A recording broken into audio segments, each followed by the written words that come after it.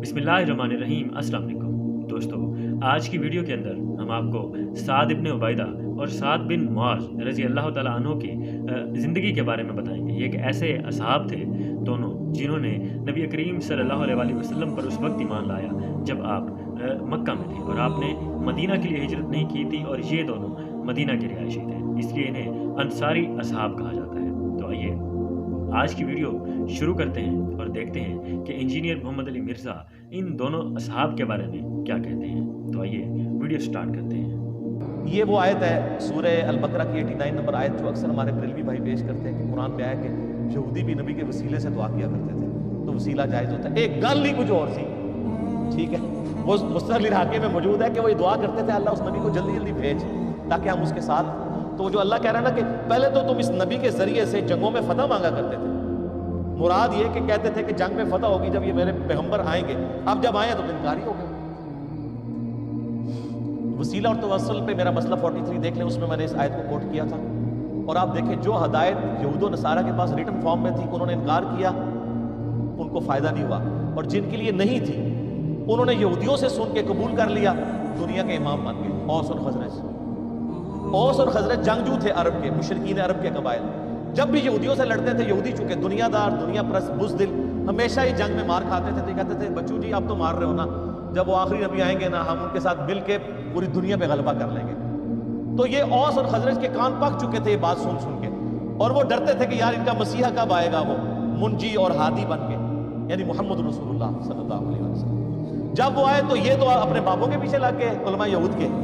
औस और खजरज ने यहूदियों से पहले ही उनका यार ये कोई पैगंबर ना हो, हज पे आए हुए थे, वहां देखा हुजूर इस्लाम खैमों में दावत दे रहे हैं, उन्होंने कहा इससे पहले कि यहूदी ईमान लेकर हैं, तुम ही ईमान लेके इनको अपना लीडर बना लो, और साथ में अल्लाह ने दुनिया के मामलों को बना दिया। इसीलिए हम कहते हैं कि ये जरूरी नहीं होता कि आप मेहनत जिस जगह कर रहे हैं वहीं पर रिजल्ट निकले, रिजल्ट कहीं और निकल सकता है। मौदूदी साहब की पूरी मेहनत सब कॉन्टिनेंट में है, रिजल्ट निकल रहा है अलजायर के अंदर, मिस्र के अंदर, अफ्रीका के अंदर, वहां उनको एज ए टेक्स्ट बुक। और आज जो मुसलमानों का सबसे पॉपुलर लीडर है तैयब अर्दगान, वो कहते हैं मेरा रूहानी मुर्शिद जो है मौदूदी है।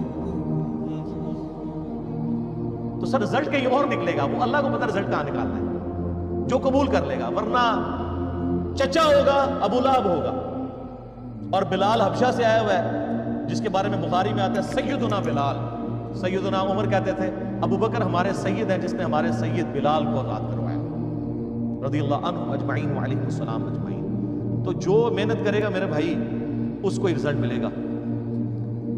मेरे ख्याल इसी आयत के ऊपर हम कंक्लूड करते हैं, अगली दफ़ा इंशाअल्लाह यहीं से इसको आगे लेके चलेंगे कि अल्लाह ताला ने वो हदायत जो यहूदियों के लिए डायरेक्टली हदायत का सबब थी, इनडायरेक्टली वो उनके लिए जो औस और खजरज थे मुशरिकीन अरब के कबाइल, उनके लिए बना दी। तो आप देख ले सर फिर वो कैसे ऊपर गए हैं, नबी इस्लाम का कैसा उन्होंने साथ दिया। मुहाजिरीन तो मेरे भाई 125 थे, बाकी तो सारे अंसारे मदीना थे। अंसारे मदीना औस और खजरज थे। औस के सरदार थे सैयदुना साद इब्न मुआज़, और खजरज के सैयदुना साद इब्न उबादा रज़ियल्लाहु अन्हुमा व अलैहिमुस्सलाम।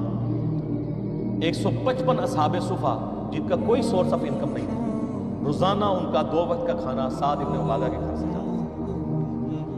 पूरी उम्मत में एहसान है। साद इब्न मुआज़ सबसे वो जिसको कहते हैं ना तेज़ मिजाज के जंगजू आदमी थे, और उन्हीं की मेहनतों से अल्लाह ताला ने मुसलमानों को फतह दी। बदर के अंदर, ओहद के अंदर, खंदक में उनको आपको पता तीर लगा, बुखारी मुस्लिम में आता है। तो उन्होंने वहाँ दुआ की कि ऐ अल्लाह अगर अब मुशरिकीन अरब हुजूर पे हमला नहीं करने वाले और हुजूर को गलबा ही नसीब होगा, तो इसी जख्म को जारी कर दे और मुझे इसी से शहीद कर दे। और बुखारी मुस्लिम में आता है कि वो एक छोटा सा जख्म था, वो जारी हुआ, रग उनकी इतना खून निकल गया कि वो फिर शहीद हो गए, क्योंकि उस वक्त में नबी इस्लाम ने फरमा दिया था कि अब तुम मुशरिकीन अरब पे हमला करोगे। खंदक के बाद इनकी कमर टूट चुकी है, और ये देखें सुलह हुदैबिया हुई उसके बाद, और उसके बाद फिर फतह मक्का हो गई। तो वो दुनिया से यानी अपनी एफर्ट पुट करके चले गए। बाद के लोगों ने उसका अजर ज़रूर दुनिया में खाया, लेकिन अल्लाह के हुजूर का जो मकाम है वो अपनी जगह मौजूद है। कितने सरदार आए मर गए, कौन जिक्र करता है, अपनी औलाद भी जिक्र नहीं करता। आज हम जिक्र करते हैं तो दिल से दुआ नहीं करते कि उन्होंने इस्लाम के लिए क्या कुछ करते हैं। अल्लाह ताला से दुआ है जो हक बात मैंने कही, अल्लाह ताला हमारे दिलों में नासिब फरमाए। अगर जज्बात में मेरे मुंह से गलत बात निकल गई, अल्लाह ताला हमें माफ़ कर दे। दोस्तों वाकई में इस तरह के असहाब के वाक़यात सुनकर पढ़कर वाकई में दिल को रोना आता है कि इस्लाम ने इस तरह से तरक्की नहीं की, बल्कि इस्लाम ने हर दौर में खून मांगा है। इस्लाम की बुनियादें असहाब के खून पर जमी हैं। ऐसे नहीं आज तक इस्लाम इस दुनिया में चल रहा। इसने बहुत खून मांगा है और अभी इस्लाम ने बहुत खून मांगना है, जो कि हम मुसलमानों ने वफादारी करके इस्लाम को देना है। ये तो थे दो असहाब, यानी हज़रत साद इब्न उबैदा और साद इब्न मुआज़, जिन्होंने इस्लाम की खिदमत के लिए अपनी जी जान कुर्बान कर दिया। लेकिन उस वक्त के मुसलमान और आज के मुसलमान कहाँ खड़े हैं? ये देखें, हम एक ऐसे दौर पे पहुंच चुके हैं जहां पर शायद अब वापसी आना बहुत मुश्किल नज़र आ रहा है, लेकिन नामुमकिन नहीं है। हाँ, इंशाअल्लाह अगर कोशिश की जाए, ये असहाब जो थे, ये उस जिस मकाम पे थे वहाँ पे हम आज पहुँच सकते हैं।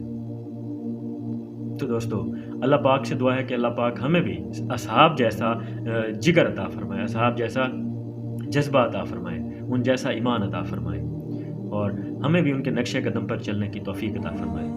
और अल्लाह पाक से दुआ है कि फ़लस्तीन के मुसलमानों की मदद फरमाए, और अल्लाह ताला उस वक्त तक मदद नहीं फरमाएगा जब तक मुसलमान खुद कोशिश नहीं करेंगे, क्योंकि कुरान की आयत है। तो दोस्तों, मैं मिलता हूँ नेक्स्ट वीडियो में। तब तक के लिए अपने भाई को इजाज़त दीजिए। दुआओं में ज़रूर याद रखिएगा। अल्लाह हाफिज़।